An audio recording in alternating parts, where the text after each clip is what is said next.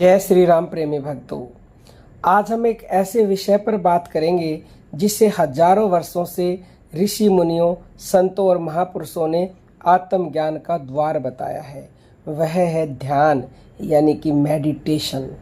बहुत से लोग सोचते हैं कि ध्यान कोई जादुई क्रिया है जिसमें अचानक दिव्य शक्तियां मिल जाती हैं, लेकिन वास्तव में ध्यान कोई चमत्कार नहीं, बल्कि वह साधना है जो मनुष्य के भीतर छिपे हुए सबसे बड़े खजाने को प्रकट करती है। और जब यह खजाना प्रकट होता है तो उसका प्रभाव किसी चमत्कार से कम नहीं होता। भगवान श्री कृष्ण जी ने भगवत गीता के 6 अध्याय में कहा है कि जब साधना के द्वारा मन शांत होकर स्थिर हो जाता है, तब साधक उस आनंद को प्राप्त करता है जो इंद्रियों से परे है। यही ध्यान की वास्तविक अवस्था है। ध्यान का अर्थ केवल आंख बंद करना नहीं है। ध्यान का अर्थ है अपने बिखरे हुए मन को धीरे धीरे एकाग्र करना और भीतर की यात्रा शुरू करना। बाहर की दुनिया में हम जीवन भर सुख और शांति खोजते रहते हैं, लेकिन संतों ने कहा है कि जिस सुख की तलाश में इंसान पूरी दुनिया में भटकता है, वह उसके अपने ही भीतर मौजूद है। संत कहते हैं, मोको कहाँ ढूंढे रे बंदे, मैं तो तेरे पास में, ना मंदिर में, ना मैं मस्जिद में, ना काबा कैलाश में। अर्थात परमात्मा बाहर नहीं बल्कि हमारे भीतर ही विद्यमान है। ध्यान का उद्देश्य इसी सत्य को अनुभव करना है। कई संतों और महापुरुषों ने अपने अनुभव में बताया है कि निरंतर साधना के बाद मन के विचार शांत होने लगते हैं। भीतर एक गहरी शांति, बिना कारण आनंद और कभी कभी दिव्य ध्वनियों या प्रकाश का अनुभव भी होने लगता है।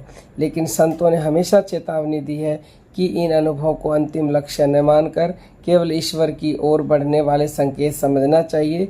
स्वामी विवेकानंद कहा करते थे कि जिस क्षण मन पूरी तरह शांत हो जाता है, उसी क्षण मनुष्य अपनी वास्तविक शक्ति को पहचानने लगता है।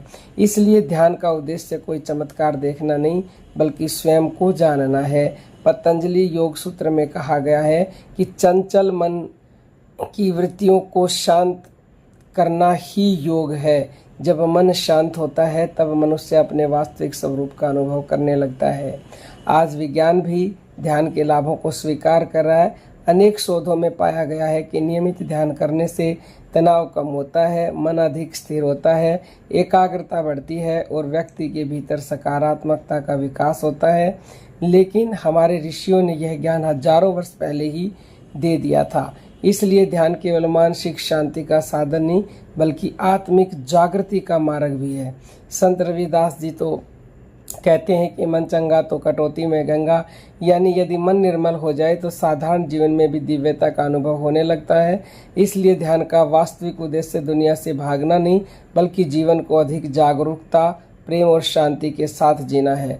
बहुत से साधकों ने अनुभव किया कि जब वे नियमित नाम जप और ध्यान करते हैं तो धीरे धीरे उनका क्रोध कम होने लगता है, नेगेटिव थिंकिंग दूर होने लगती है, दूसरों के प्रति प्रेम और करुणा बढ़ती जाती है और जीवन की कठिन परिस्थितियों का सामना करने की शक्ति प्राप्त हो जाती है। यही ध्यान का सबसे बड़ा चमत्कार है, क्योंकि सबसे कठिन विजय संसार की नहीं बल्कि अपने मन की विजय है।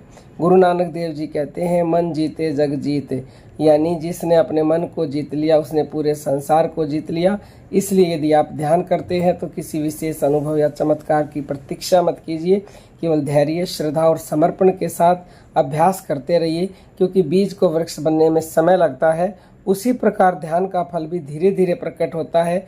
एक दिन वही साधना आपको उस शांति, उस आनंद और उस चेतना से परिचित करा सकती है जिसे शास्त्रों ने आत्मा, परमात्मा या परम सत्य कहा है। और यदि यही ध्यान का सबसे बड़ा और शायद यही ध्यान का सबसे बड़ा गिफ्ट है, अपने भीतर उस अनमोल खजाने को खोज लेना जिसकी तलाश में मनुष्य पूरी दुनिया में भटकता रहता है। यदि आप भी ध्यान करते हैं तो नाम जप के माध्यम से भीतर की यात्रा पर चल रहे हैं तो कमेंट में जय श्री राम अवश्य लिखिए। और ऐसे ही आध्यात्मिक रहस्यों को जानने के लिए चैनल को सब्सक्राइब करें और इस वीडियो को ज़्यादा से ज़्यादा शेयर करें ताकि और लोगों तक ये ज्ञान पहुँचे और वो अपने जीवन का कल्याण करें। अब हम अपनी वाणी को विराम देते हैं। जय जय श्री राम।